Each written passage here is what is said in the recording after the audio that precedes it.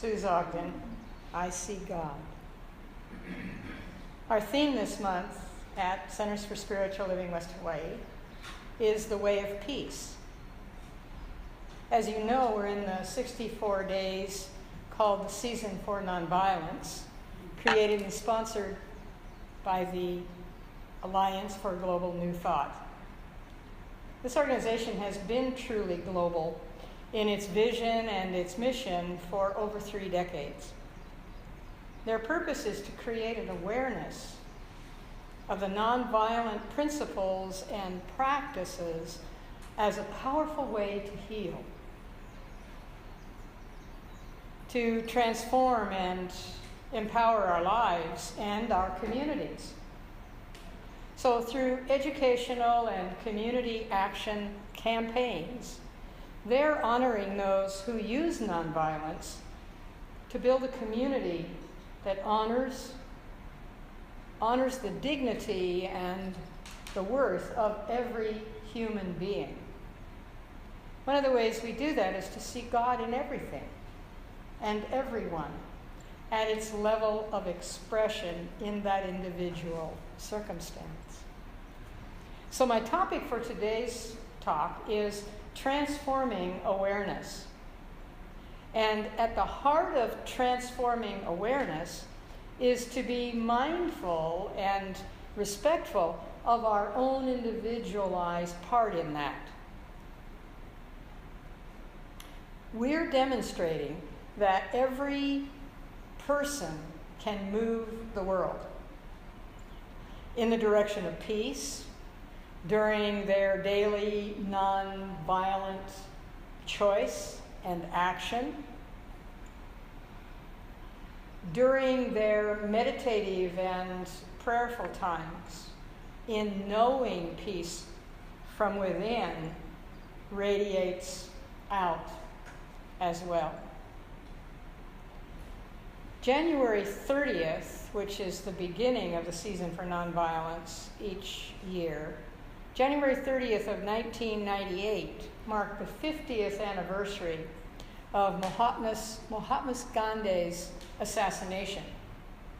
And April 4th, which is the ending of that 64 days each year, marks the anniversary of the assassination of Dr. Martin Luther King.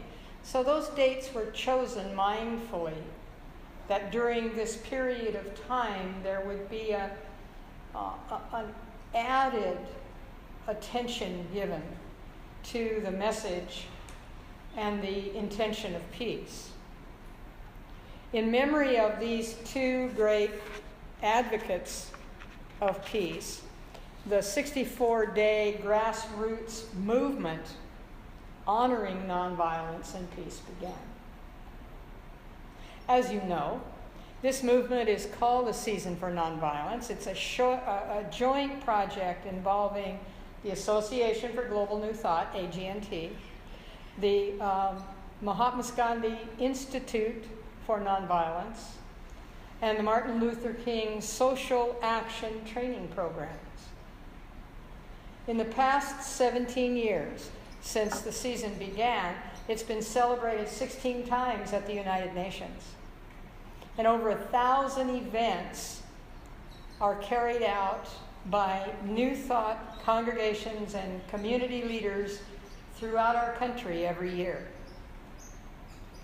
And there are over 900 communities in other countries, 67 other countries worldwide. This is not just a drop in the bucket, folks. This is a growing, expanding movement in support of peace. In 1997, in a personal conversation with Brother Wayne Tinsdale, the Dalai Lama spoke these words of support for the project. He said, "The time has come to make it clear that nonviolence is the only way, the proper way to solve problems among humanity." He went on to say the promotion of nonviolence ultimately reveals the awareness of how destructive other so-called solutions are. And in the meantime, this movement in honor of nonviolence shows us a way out of violence. Through nonviolence, we can see that it's possible to solve all of our problems by means of dialogue. This season for nonviolence is a very good tool to remind us of the large unfinished work that we have together in transforming awareness on our planet. You know, often when I talk about each one of us has a niche, has a reason for being here, has a purpose in our lives, so often people will respond by saying, well, I don't know what my purpose is. I don't know why I'm here. I don't know what's mine to do. So anytime you find yourself in that frame of mind, I don't know what to do, I don't know what my purpose is, try being a spokesman. Try being a living example of nonviolence. And if someone says to you what they sometimes say to me, I don't know what my purpose in life is, how about being an advocate for nonviolence? Or even higher level of wording, how about being an advocate for peace? Peace in my heart, peace in my home, peace in my community, peace in my country, peace on this planet that I've been so blessed to be sent to for a purpose. In an interview with the late Coretta Scott King, she told AG&T, in the Season for Nonviolence initiative, the Association for Global New Thought has made a significant contribution to creating a more compassionate and peaceful world by educating people in the principles of nonviolence advocated by Mahatma Gandhi, Martin Luther King Jr., and such a wide array of other peacemakers.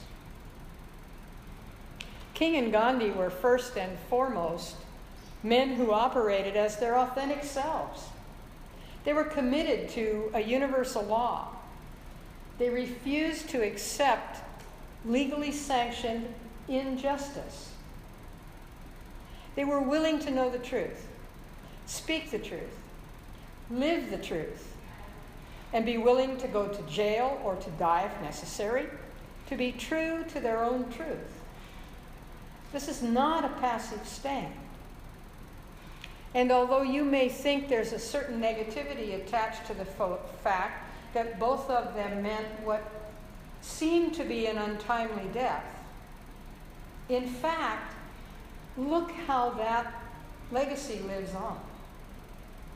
And remembering that we are all passing through, that we arrive here, we spend a period of what in human language we call time, and then we move on.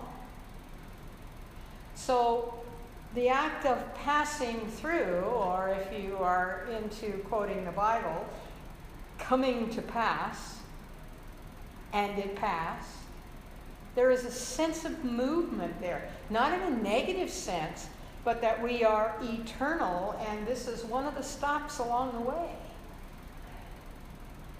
So what we look for then in these messages from these individuals is that there are other ways to pass through than violence.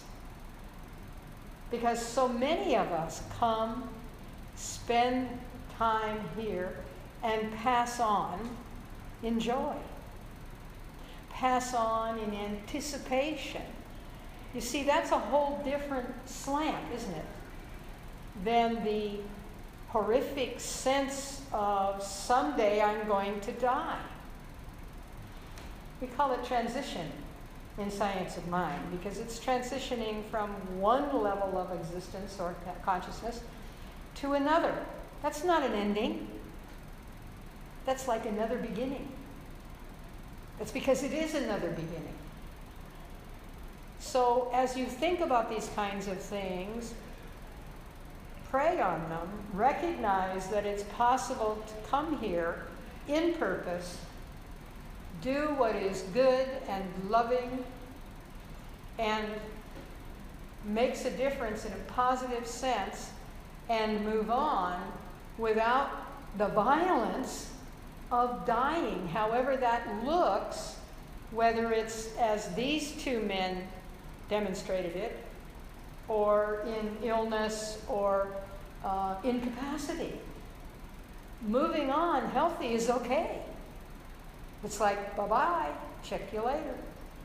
And transitioning on. So keep that in mind as a part of the whole concept of peace.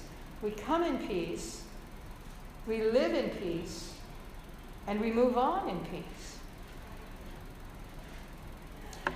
Gandhi's commitment to nonviolent protest became an inspiration for Martin Luther King, among many others. Gandhi used the British Constitution, interestingly enough, to free his people. And this showed King how to apply the United States Constitution in similar ways.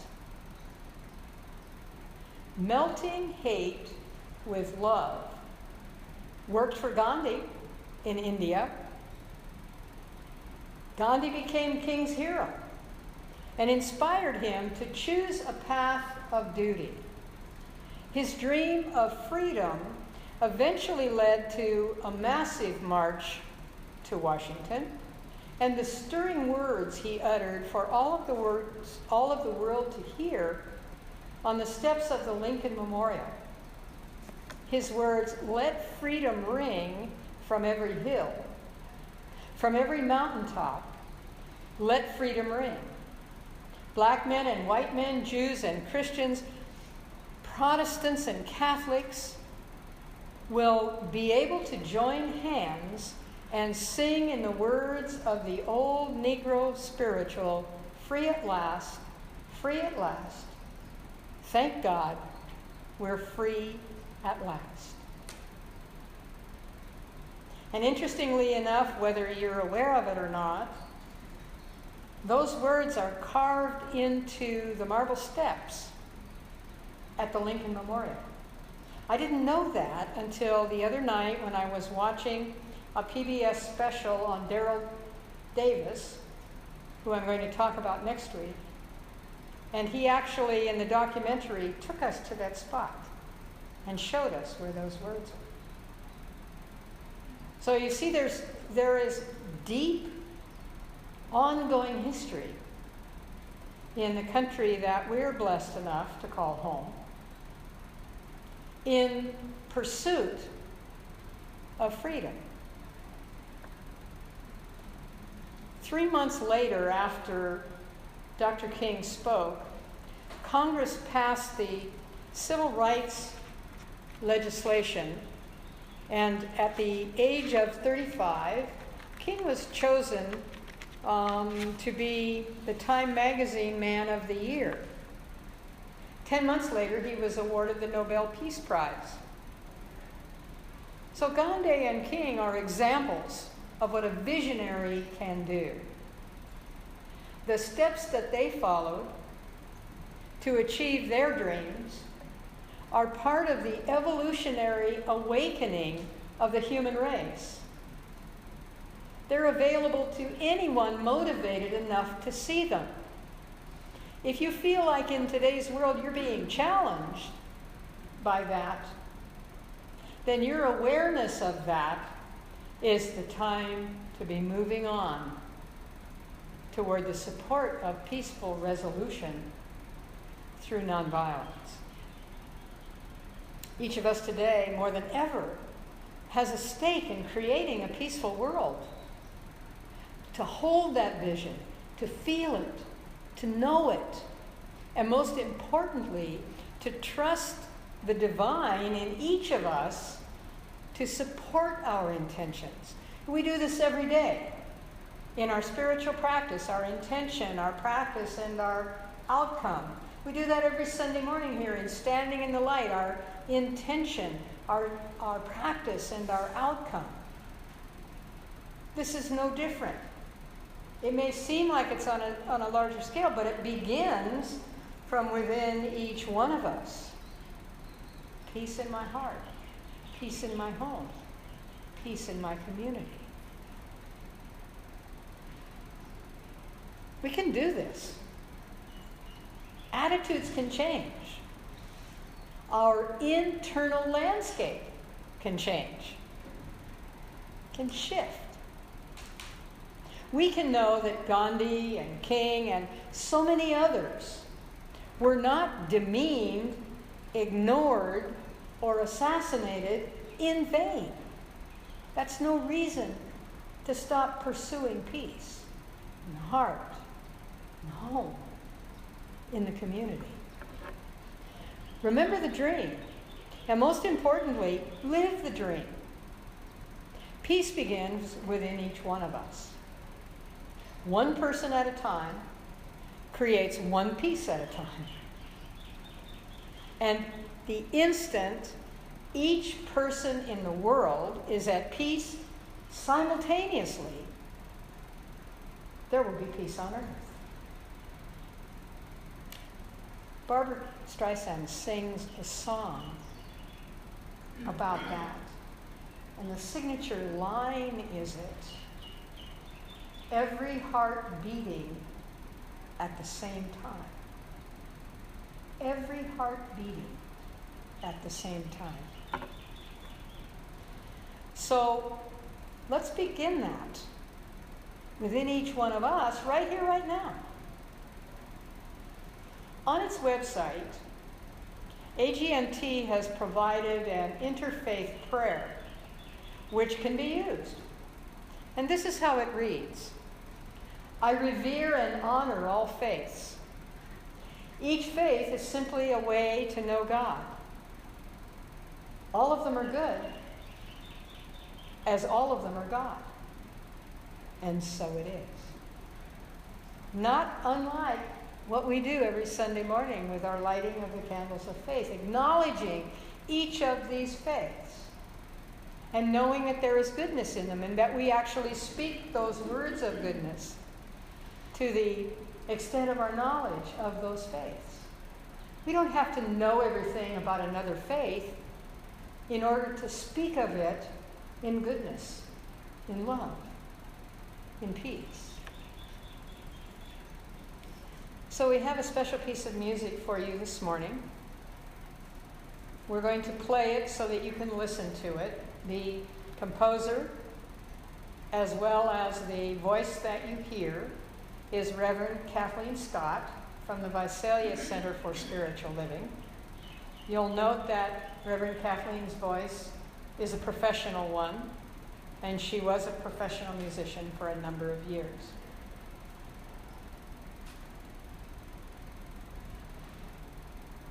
Name of this song is The Spirit of Peace.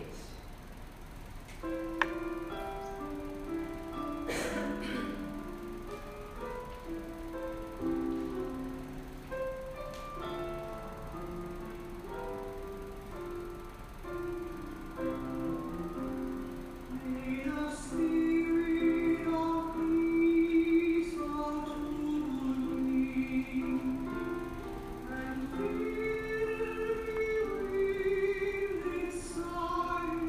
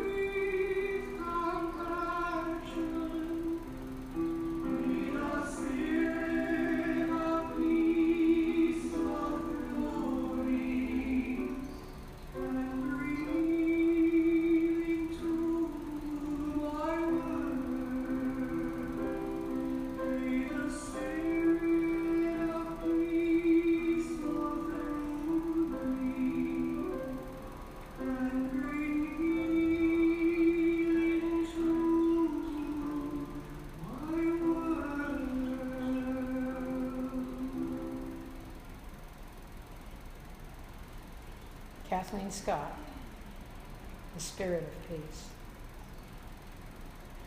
So we have something else unusual for you this morning. Clara's going to be handing out some sheets that we have, which are a pledge of nonviolence, again offered by AG&T on their website.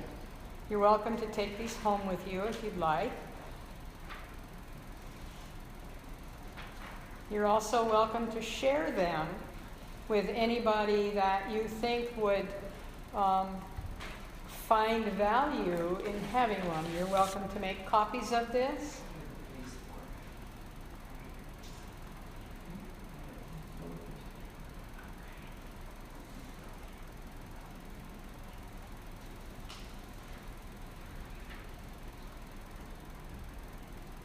And because AG&T supports the concept that peace must start within us ourselves, within our families, within our spiritual congregation, that each of us can make that commitment to being nonviolent and peaceable, to respect ourselves and others.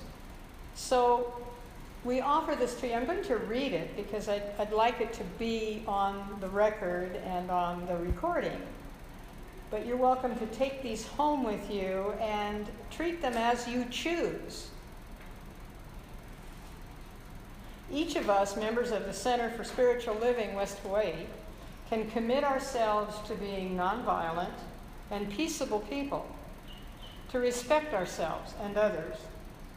And as we respect ourselves, to affirm the following for others: to avoid uncaring criticism, hateful words, physical attacks, and self-destructive behavior; to communicate better; to share feelings honestly; to look for safe ways to express anger; and to work at solving problems peaceably; to listen carefully to one another, especially those who disagree with us, and to consider others' feelings and needs rather than insist on having our own way; to forgive; to apologize and make amends when we have hurt another; to forgive others, and to keep from holding grudges; to respect nature; to treat the environment and all living things with respect and care;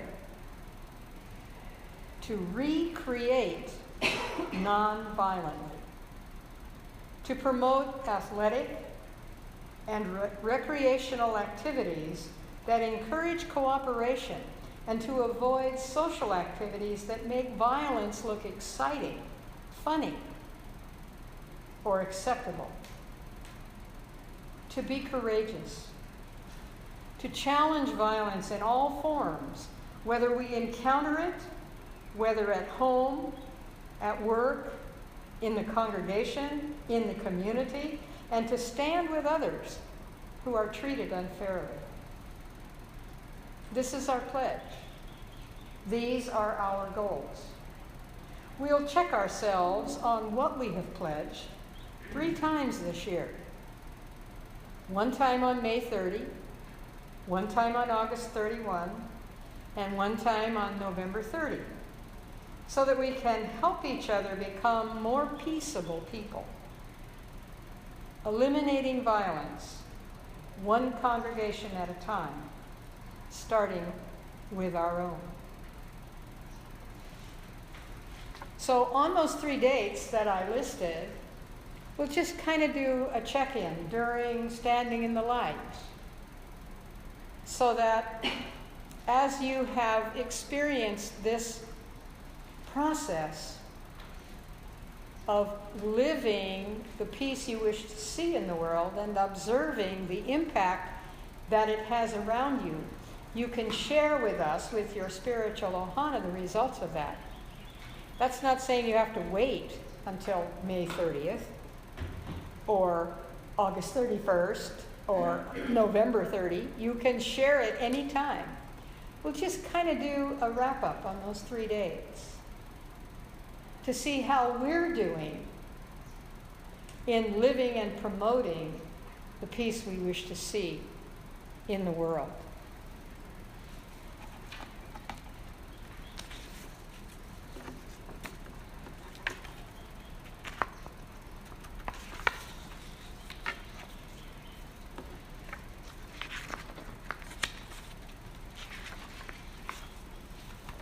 So, eliminating violence, one person at a time, one family at a time, one congregation at a time, one community at a time, starting with our own.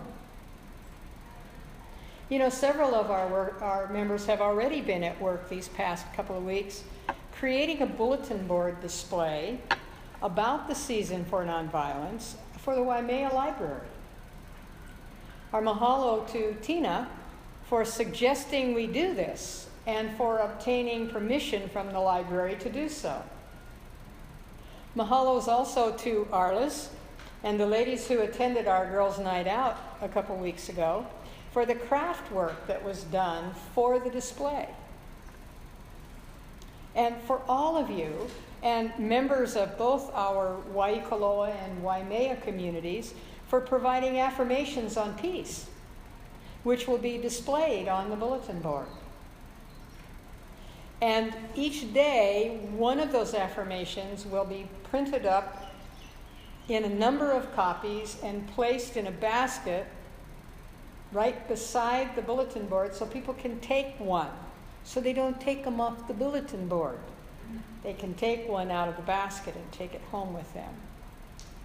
So by all means, please make time in your schedule over the next couple of weeks to go by the Waimea Library and see that bulletin board sponsored by the Center for Spiritual Living West Hawaii. That's you. To see our representation for the season for nonviolence. This is our sort of our opening dissertation on season for nonviolence. Our intention in the next year is to expand that to include other spiritual centers who would like to participate with us. This is the toe in the water, if you will, to get people's attention. We have asked for affirmations from a number of different spiritual centers in both areas and are open to their responses for the affirmations on the board, bulletin board. And next year we'll expand that to include more participation. So this is how we begin as a supporter of peace and how we grow that from the inside out. And so it is. So it is.